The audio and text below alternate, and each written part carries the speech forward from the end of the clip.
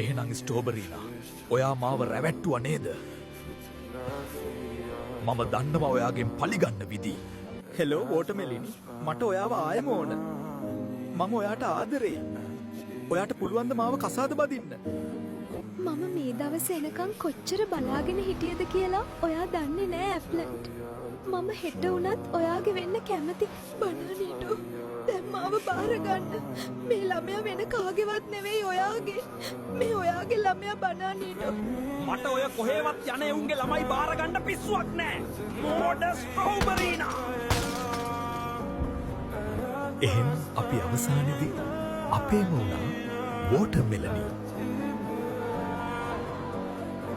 මට සමා වෙන්න ඇප්ලන්ට්. ඔයාට කරපු දේ නිසායි අද මට මෙහෙම දෙයක් වුනේ. ඔයාව රවට්ටන්න ගියපු මමමයි අවසානයේදී රැවටුනේ.